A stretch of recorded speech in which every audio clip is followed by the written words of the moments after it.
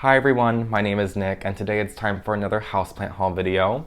Earlier this week, I went to one of my favorite houseplant stores as I've been working on a little seating area in my home and I decided that it needed a tree. And of course, I have no self-control, so I ended up bringing home a couple more plants while I was out shopping.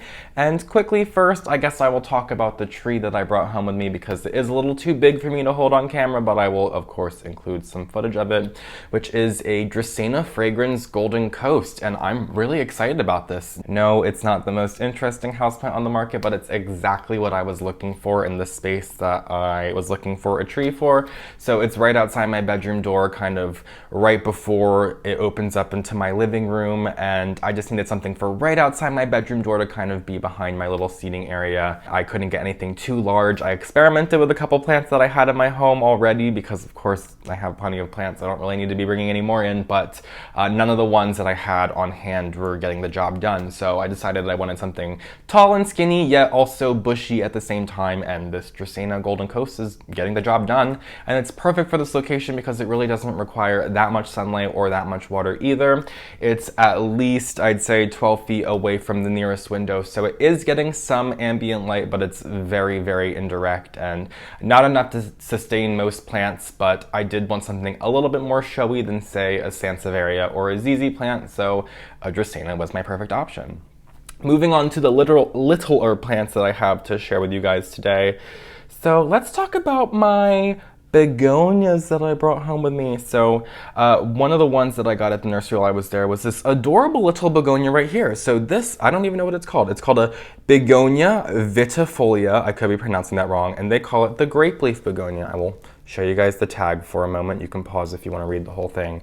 And it's got these really like bulbous stalks here. I really enjoy it. And the leaves are just a little bit thicker than most of the other begonias that I'm growing in my home already. So I just find that very fun. And it looks like a weed basically. And you guys know that I love plants that look like weeds. Like this literally looks like one of those weeds that we see like growing literally out of the cracks in sidewalks here in Philadelphia. So this one, of course, fits me like a glove, but how could I not try this out? I do have a little bit of room on my shelf here, so I allowed myself to get a couple, but you will see I still think I probably brought home a little bit more than I should have, but I am known for biting off more than I can chew, so I'm just going to work with it. But I'm really excited about this begonia. I'm trying to get very into begonias. I feel like I end up bringing begonias, and then like for every 3 I bring home, 2 of them die, but then one of them always just like holds on very well. So I'm trying to fill out my begonia collection, but it's still kind of small because I've killed more begonias than I do currently have in my collection at this moment. But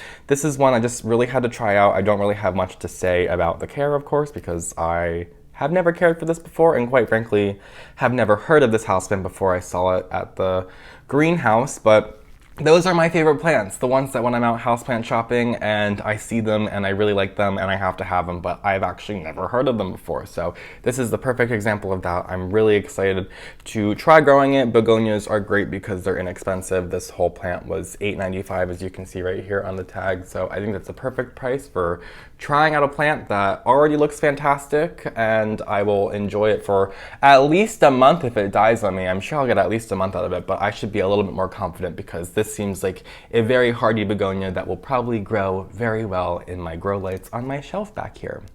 I also have another begonia. I actually have 2 more begonias to share with you guys today. So this is another one from that same nursery, and this is called a Begonia ACETOSA. I will once again show you guys the tag real quick on the pot if you would like to pause and read it all. But I really got enamored by this begonia because it looks a lot like another begonia that I grow in my home already, successfully, surprisingly, which is called Begonia erythrophila. I think its common name is the beefsteak begonia. I could be incorrect, but this looks a lot like that, but the leaves are just very, very fuzzy and they're not succulent in comparison to the erythrophila. So I just think it's very interesting. There's a lot of red going on in this plant. And I'm pretty sure, seen this at Longwood Gardens, which is a local botanical garden, and I think the leaves do get a decent size bigger than this. So this must be a very, very young plant, probably a young cutting that they're just growing out in the greenhouse that I was at. But I couldn't help myself. It doesn't take up that much space, of course. It's just in this little 4-inch pot, and eventually I will go ahead and repot some of these plants, but as I just brought them home this week, I am going to let them settle into my home inside their plastic pots, as it is very important to let many of your houseplants acclimate to your home, specifically the ones that could be a little bit more difficult. And like I said, I haven't had the easiest time with begonias in the past, but I am trying very, very hard. This one was also a very good deal. It was $6.95, so it's just kind of going along that trend of begonias being generally inexpensive. Of course, there are a couple collector varieties out there. I'm sure more than just a couple, but plenty of collector varieties out there that are going to cost a pretty penny, but there are just so many that seem to be flying under the radar and are probably just trieds and trues that are perfect for the home. So I'm super excited to grow this one. Only have had it for a couple of days once again, so I don't really have much to say about it, but I just think the look is killer, and I'm so excited to be growing this one in my home. And I do have one more begonia to share with you guys today. This one I actually did not get from the nursery that I was at. This is from a local houseplant store here in Philadelphia called Stump, and they have a really good selection and very, very good prices specifically for Philadelphia.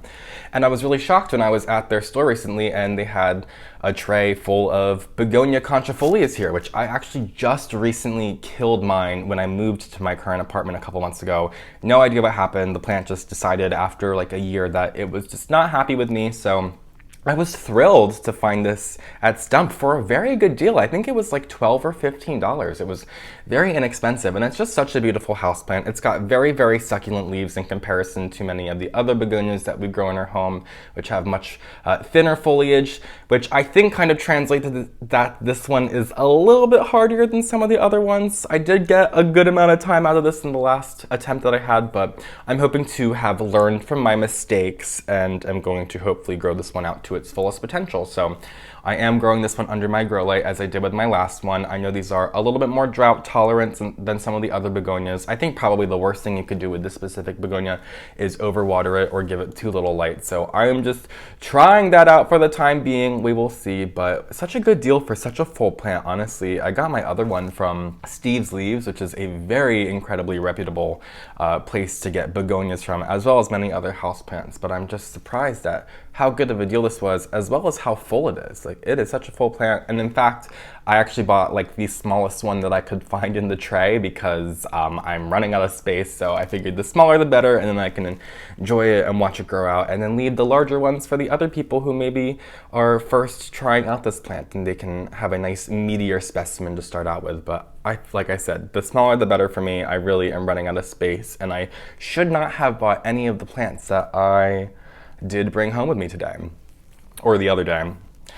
And let's see, another one that I got from Stump that I'm actually really excited about is this little Rhapis, I don't know how to pronounce it, EXCELSA. Sounds very exciting. I was recently talking about palms in the video I did about houseplants that I no longer bother with buying or growing in my home anymore. And specifically in that video, I was kind of talking about like parlor palms, areca palms, and majesty palms, which are very frilly palms and they don't react very well to our home environments, at least in my own experience. But I did make a quick mention in that video to a couple other palms that are much more hardier in our home situations that unfortunately typically carry a higher price tag. One of them being this one right here, which is referred to, I'm pretty sure, commonly as a lady palm. And I was very excited to find a tiny little one of these at Stump when I was shopping there as well, when I got the Begonia conchifolia, which I didn't even go to Stump for me. I went for one of my friends, and of course I end up leaving with things for me, but that's how it works. Like I said, no self-control, but this was only $12, which is an insanely good deal. Typically I would get like 8-inch pots of lady palms back at the houseplant store, and I think they still ran for like $80, $90, maybe even $100. Like, they are expensive plants, and you don't get them large very often, but I figured, why not get this little one? I put it on my kitchen counter, which has a little LED strip built in, so it does have, I'm pretty sure, grow light abilities. I'm not really sure, but all my plants seem to be growing fine there that I'm growing there. So I figured this would fit in well in the mix, and I'm gonna give it a go. I've never grown one before. I've cared for them before at the houseplant store, but I've never grown one in my home. But I know that they are much hardier palms. Only had this one for probably about 3 weeks at this point, but it seems to be going fine. And I can see that there's a little new growth tip coming in, but of course that could have been on there when I purchased the plant. And so we'll see how it reacts to my home over time. But I'm super excited. I think this is so nice. If you aren't familiar with these, you should check them out on Google Images and see the larger versions that people typically sell in houseplant stores because they are such beautiful houseplants. In fact, I was kind of in the back of my mind hoping that I would find like a really nice, affordable lady palm for the area where I got my Dracaena because I thought that would be killer. But in another home later in my life, I will probably have the perfect spot for a large lady palm, and maybe I'll be more financially able to get a large specimen since those things are very expensive, but this is the perfect one to start out with. And hey, in a couple of years, or maybe like 10 years from now, maybe it'll be like as tall as me and as beautiful as the ones that I'm usually seeing that I am so obsessed with that I'm just not willing to spend the money on right now. I also have this little guy right here. I feel like from this point on in the video, it might be just talking about plants that I've killed in the past that I'm just trying again that I bought when I was out at the store. But this one right here is a Pellionia. They typically sell this one as Pellionia pulchra, and this is a really fantastic terrarium houseplant. And I have successfully grown this one for periods of time in the past. So I would buy it and then it would probably flourish for me for like 6 months and then randomly just die on me. I think it does kind of have a little bit more of that behavior similar to like a ficus, where if you do forget about it, it's not going to be happy with you. But I would definitely say Pellionias are hardier than ficus, but I just say they have similar characteristics in terms of their growth. But this one I got specifically to grow inside the crates that my television is sitting on because I figured that this would look nice just kind of spilling over the side, and I have another plant that I've just recently got rid of there, so this will fit in perfectly and take up that spot. And this is a great plant for medium light. This plant does absolutely not want to fry in the windowsill, if you can't tell from these dark green and black leaves that have also kind of an interesting like pinkish underside. So does not want a lot of light. Like I said, perfect for terrarium growing, or like a dim grow light, or a north-facing window, east-facing window, whatever you have that's not going to fry this plant. I do find Pellionia, all of the Pellionia that are available, which I think there are really only 3 types on the market that I am personally aware of, to be very underrated. People don't really seem to pay them much mind. I remember when I sold them at the houseplant store, I would always think they were so cool, but they would always be the plants sitting in my terrarium selection that were just waiting to be picked up because nobody seemed to want them, and that's such a shame. It looks like such an interesting plant. Like I said, it trails very well, but you can kind of tell from the way it's growing out of this pot that it performs fantastically as ground cover, which is what I was saying. It performs great in a terrarium. You can really just have this thing like fill up the bottom and have a couple other things that are kind of poking at the top. So a great option if you are going to do any terrarium building at home. But like I said, a fantastic trailing plant too. That's the vibe I'm going for, but it's such an inexpensive houseplant. Usually this one was $5.95 right here. So not a lot of money at all. Perfect for this little plant right here. I've actually been wanting to get another one recently. I keep seeing them when I'm out at the houseplant stores in such beautiful hanging baskets, but I haven't been feeling like getting a larger one like the ones I've been seeing because I just do not have the room for them. So I will pay this one a little bit more mind than I have with the last, knowing what I have learned from the mistakes I have made in the past. And let's see, I have 2 more plants to talk about today, and they're both Hoya. Surprise, surprise. So this one right here is a Hoya australis lisa, and I think this is so nice. This is a very similar looking plant to the very common Hoya carnosa crimson princess, and I guess the crimson queen as well. Both of those kind of variegated Hoya carnosas that we're very used to seeing in the houseplant stores. But this variegation is a little bit more splotchy, which I really enjoy. It's very nice. It's a very nice looking plant, and I do really enjoy the plain Hoya australis as the leaves are just kind of rounder, and I like that. I think it's kind of fun. They're very shiny too, so there's a lot to love about these plants. But I know that these had popped up for a moment from a Canadian company. They were selling like very, very full, like 5-inch pots of them, and they looked great, and then suddenly they just like weren't available anymore. And those were like the only inexpensive options of Hoya australis lisa that I was aware of, as I know this plant had been selling online with cuttings for too much money, like at least $50 for like a cutting is what I was seeing. But I don't know if things have changed on the market. As I always say, I don't work in the industry anymore, so I don't really know what things are costing, as I'm not looking at availability list on the daily anymore. But this one was only $11.95, so I thought that was a really good deal. Of course, yes, it's only one plant coming out of the pot, but that's all I need with this little guy. Plus, I've killed one of those ones in the past. I got one of those beautiful full 5-inch pots, and it just did not like me. That thing did the thing that some Hoyas do where the stems just like get woody and dried up and brown and the whole thing just dies and there's absolutely no recovering it. So once again, going to try to have learned from my mistakes, but we're going to see what happens. But for $11.95, how can I not? This is such a great specimen and figured, why not? Like I said, I'm trying not to bring more things into my home that I've just killed in the past, but you know, like I said, it's learning situations, and that's part of the fun of growing houseplants. You learn from your mistakes, and I'm going to do everything to this Hoya Australis Lisa that I didn't do to my old one, and we'll see what happens. Maybe I'll have a little bit more success, but even if I just have to enjoy it for a couple of months before it has another demise, if it does the weird woody Hoya death thing, then whatever, because it was $11.95 and it's gorgeous and I will enjoy it for that time. But I've been trying to avoid the trend of buying future garbage, which sometimes I tend to do when I bring home plants that I have killed in the past, but I'm feeling good about this. I have really good luck with my two other plain Hoya Australis, so I'm feeling good. Wish me luck. I'm gonna do it this time with the Hoya Australis Lisa. And then last but not least, I have this very, very, very full plant right here. So this is a Hoya CURTISII.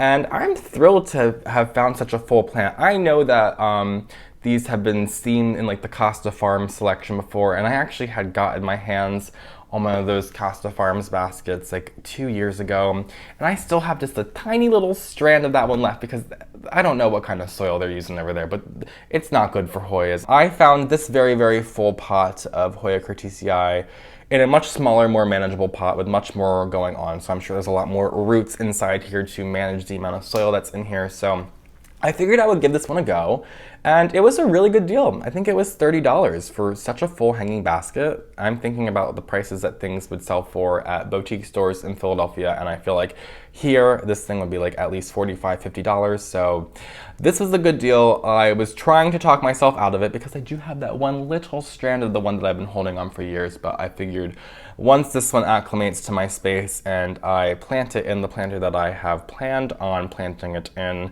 I will maybe just throw in that little strand in there and then make way for another plant that I can bring home and put on the shelf where I've had the other one. But this is just so beautiful. It's so full. It's got a lot of new growth on it. And of course, I just brought it home like literally the other day. So we are going to see how it acclimates to my home over time. But once again, I'm going to learn from my mistakes and do everything to this Hoya CURTISII that I didn't do to my last one. So I'm gonna hang this up in the window. I have nice east-facing windows in my home, so I think it'll take very well for that.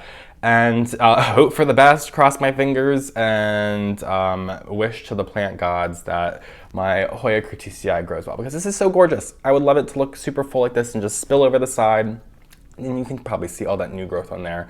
So this is a very hefty plant. They had little 4-inch pots too at the store that I was at, but they were like $5 less for like a third of the plant. So I felt like I'd be an idiot to not buy this fuller hanging basket right here, knowing that I'm running low on space, but I really want to give this plant a try again. I have not run them into them in this capacity. This is just such a full house plant. It's so gorgeous. I love the little splotches on them. I feel like I'm just kind of talking about everything I love about this plant. I don't really have much to say about it because, like I've said, I've killed the past 3 plants before, so I don't really have that many tips on how to care for them, but I am just trying to keep my head above water here with these plants and hopefully did not just waste a bunch of money on plants. But hey, like I said, I went plant shopping originally just to get the tree, and I also said I have no self-control, which is why I am stuck with these 7 more plants that I have to find spaces for them in my home still. They've been kind of just sitting on my counter, but I will make room in my shelves. I have a couple of spaces around my home. It's time to get these plants in their spots, but I just wanted to talk about them in today's video before I did. So I'm just gonna keep rambling as always, so I'm gonna cut off today's video here. So thank you guys so much for joining me today for today's plant haul on my plants that I got from